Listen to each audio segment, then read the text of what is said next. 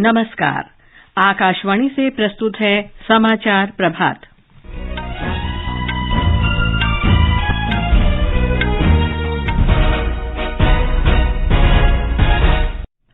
प्रधानमंत्री नरेंद्र मोदी आज नई दिल्ली में केंद्रीय अन्वेषण ब्यूरो के हीरक जयंती समारोह का शुभारंभ करेंगे।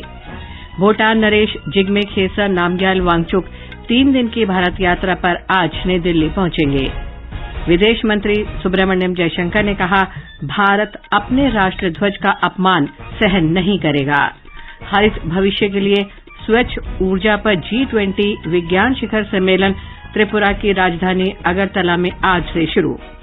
तेल उत्पादक देशों के संगठन ओपेक ने अगले महीने से प्रतिदिन 10 लाख बैरल की कटौती की घोषणा की। और IPL क्रिकेट में रॉयल चैलेंजर्स बेंगलौर ने मुंबई इंडियंस को 8 विकेट से हराया। समाचार प्रभात के साथ मैं लवली निगम। प्रधानमंत्री नरेंद्र मोदी आज नई दिल्ली में केंद्रीय अन्वेषण ब्यूरो CBI के हीरक जयंती समारोह का उद्घाटन करेंगे।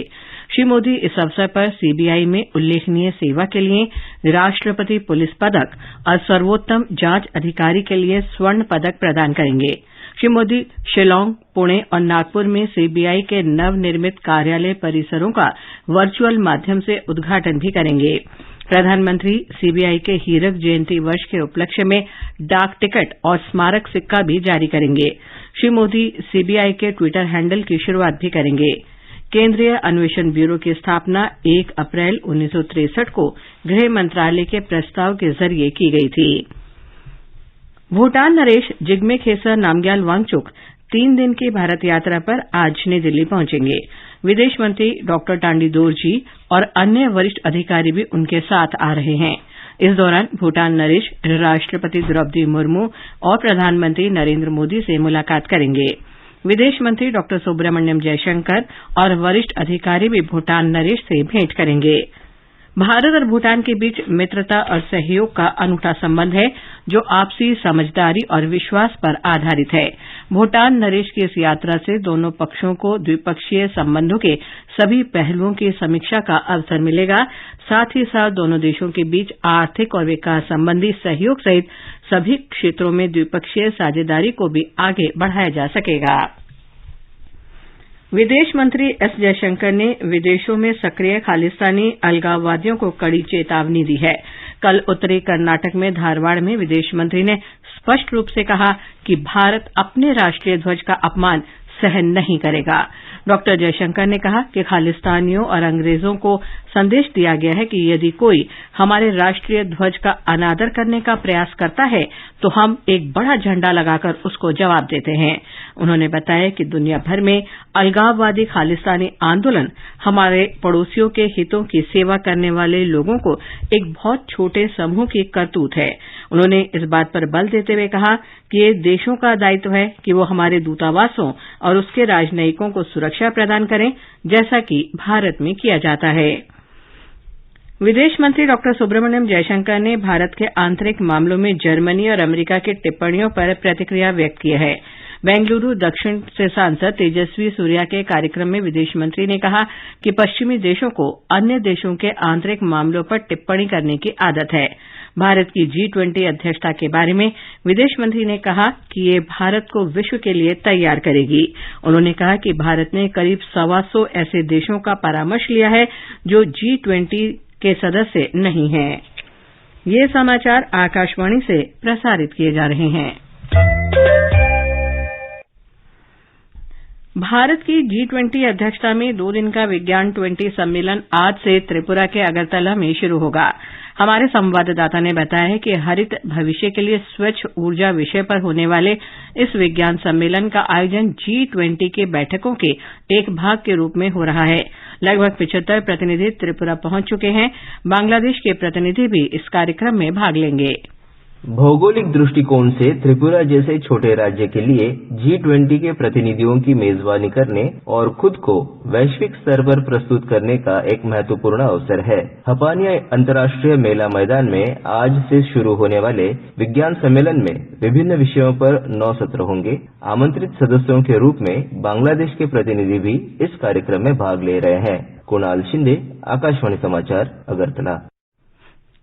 G20 में रोजगार कार्यकारी समूह की दूसरी बैठक आज गुवाहाटी में होगी।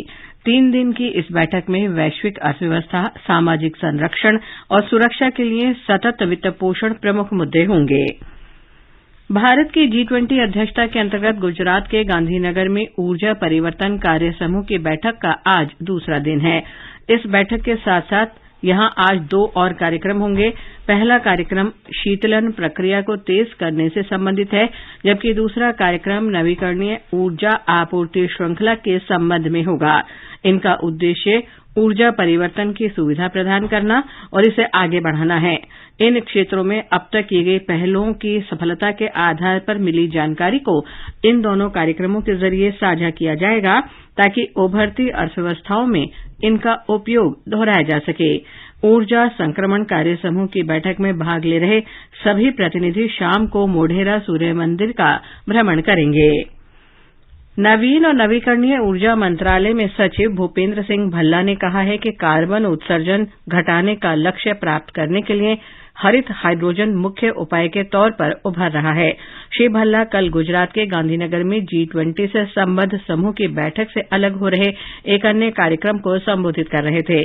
श्री भल्ला ने बताया कि भारत ने वर्ष 2030 तक 500 गीगावाट की गैर खनिज बिजली की उत्पादन क्षमता हासिल करने का लक्ष्य रखा है। बिहार में नालंदा जिले के बिहार शरीफ में रोहतास जिले के सासाराम के हिंसा प्रभावित क्षेत्रों में कोई सुधार नहीं हुआ है। सांप्रदायिक झड़पों के बाद से इन क्षेत्रों में तनाव बना हुआ है। इंटरनेट सेवाएं आज लगातार चौथे दिन भी बंद हैं। प्रभावित क्षेत्रों में धारा 144 के अंतर्गत निषेधाज्ञा लगा दी गई है। स्कूल, कॉलेज, शैक्षणिक संस्थान और व्यापारिक प्रतिष्ठान कल तक के लिए बंद कर दिए गए हैं। अब तक इस मामले में 109 लोगों को गिरफ्तार किया गया है। इन क्षेत्रों में कानून व्यवस्था बनाए रखने में स्थानीय प्रशासन की सहायता के लिए केंद्रीय अर्धसैनिक बलों की 4 कंपनियां बिहार पहुंच गई हैं। पुलिस महानिदेशक आरएस भट्टी ने हिंसा प्रभावित बिहार शरीफ का दौरा किया और स्थिति की समीक्षा की। इस बीच मुख्यमंत्री नीतीश कुमार ने उच्च अधिकारियों के साथ बैठक में राज्य की मौजूदा कानून व्यवस्था की स्थिति की समीक्षा की। मुख्यमंत्री ने अधिकारियों को गड़बड़ी करने वालों के खिलाफ कड़ी कार्रवाई करने का निर्देश दिया और लोगों से अफवाहों पर ध्यान न देने की अपील की। पटना से के लाल की रिपोर्ट के साथ समाचार कक्ष से राजमंगल पांडेय। भारतीय जनता पार्टी के वरिष्ठ नेता और केंद्रीय गृह मंत्री अमित शाह ने कहा है कि वर्ष 2024 के लोकसभा चुनाव में पार्टी बिहार की सभी 40 सीटों पर जीत दर्ज करेगी और श्री नरेंद्र मोदी तीसरी बार प्रधानमंत्री बनेंगे। मोदी जी ही कालाबाजारी और भ्रष्टाचार से आपको मुक्ति दिलाएंगे। मोदी जी ही बिहार में कानून और व्यवस्था ठीक करेंगे। मैं आपको कहता हूं 24 में मोदी जी को पूर्ण बहुमत दीजिए, 40 में 40 सीटें और 25 में भाजपा की सरकार बनाइए। श्री शाह ने कल बिहार के नवादा के हिसुआ में एक जनसभा को संबोधित किया। उन्होंने कहा कि नीतीश कुमार के नेतृत्व में महागठबंधन की सरकार लोकसभा चुनाव के बाद गिर जाएगी। श्री शाह ने कहा कि बिहार में कानून व्यवस्था की स्थिति बिगड़ रही है और राज्य में जंगल राज लौट चुका है। तेल उत्पादक संगठन ओपेक के सदस्य देशों ने मई से इस वर्ष के अंत तक प्रतिदिन 10 लाख बैरल से अधिक तेल उत्पादन में स्वैच्छिक कटौती की घोषणा की है। तेल उत्पादक देश तेल बाजार को स्थिर रखने के उद्देश्य से एहतियाती उपाय के रूप में ये कटौती करेंगे। रूस भी वर्ष के अंत तक उत्पादन में कटौती जारी रखेगा। अब सुनिए आकाशवाणी के लोकप्रिय कार्यक्रम प्रधानमंत्री की मन की बात पर आधारित विशेष श्रृंखला। आज की कड़ी का विषय है गुरु गोविंद सिंह की शिक्षाएं। लोक आवाज और सीधा संवाद, यानी आपके हम सब के मन की बात। जी हाँ, ऐसे ही करोड़ों लोगों से जुड़ जाते हैं हमारे प्रधानमंत्री हर महीने मन की बात प्रोग्राम के साथ। आकाशवाणी पर ये सिलसिला अप्रैल में 100वीं कड़ी के साथ जारी रहेगा। इस विशेष मौके पर मन की बात कार्यक्रम से प्रधानमंत्री के चुनिंदा संबोधनों को फिर प्रस्तुत किया जा रहा है। इस विशेष कार्यक्रम की 39वीं कड़ी में प्रस्तुत है मन की बात कार्यक्रम का वो अंश जिसमें प्रधानमंत्री ने गुरु गोविंद सिंह की शिक्षाओं को याद किया है। मन की बात कार्यक्रम की एक विशेषता रही है, प्रधानमंत्री ने हर बार इसमें सिर्फ सामायिक, सांस्कृतिक और सामाजिक मुद्दों को न सिर्फ लिया, बल्कि उसके जरिए देश के लोगों को प्रेरित करने की कोशिश की।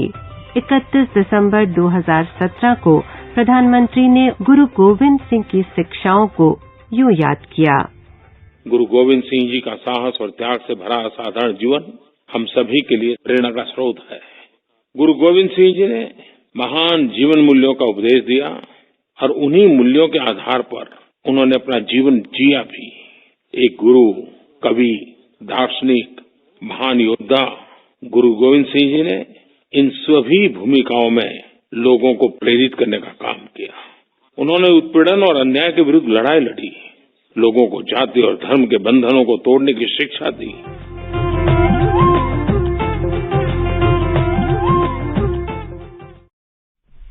और अब खेल खबरों के साथ हैं मुकेश कुमार। आईपीएल क्रिकेट में रॉयल चैलेंजर्स बेंगलोर ने मुंबई इंडियंस को 8 विकेट से हरा दिया है। बेंगलुरु में रॉयल चैलेंजर्स बेंगलोर ने 172 रन का लक्ष्य 16 ओवर और 2 गेंद में 2 विकेट खोकर हासिल कर लिया। फाफ डु प्लेसी को प्लेयर ऑफ द मैच घोषित किया गया। इससे पहले हैदराबाद में एक अन्य मैच में राजस्थान रॉयल्स ने सनराइजर्स हैदराबाद को 72 रन से हरा दिया। आईपीएल में आज चेन्नई में शाम 7:30 बजे चेन्नई सुपर किंग्स का सामना लखनऊ सुपर जायंट्स से होगा। इस बीच भारत की PV Sindhu Madrid masters badminton tournament के फाइनल में हार गई हैं। फाइनल में कल सिंधु को इंडोनेशिया की ग्रिगोरिया मरिस्का तुंजुंग ने लगातार गेम में 21-8, 21-8 से पराजित किया। वहीं जापान के केंता निशिमोतो ने पुरुष सिंगल्स का खिताब जीत लिया है। उधर साइप्रस में कल संपन्न आईएसएसएफ शॉटगन विश्व कप में भारतीय निशानेबाजों का प्रदर्शन निराशाजनक रहा। कोई भी भारतीय निशानेबाज स्कीट और ट्रैप शूटिंग स्पर्धाओं के फाइनल में नहीं पहुंच सका। 2024 के पेरिस ओलंपिक में भाग लेने के लिए शॉटगन स्पर्धा में भारत अब तक केवल एक स्थान ही पक्का कर सका है। अगला आईएसएसएफ शॉटगन विश्व कप 16 से 25 मई तक कजाकिस्तान के अलमाटी में खेला जाएगा। मुकेश कुमार, आकाशवाणी समाचार, दिल्ली। और अब एक नजर आज के मौसम पर। मौसम विभाग के अनुसार राष्ट्रीय राजधानी दिल्ली में वर्षा होगी या गरज के साथ छींटें पड़ेंगी। मुंबई में आसमान साफ रहेगा।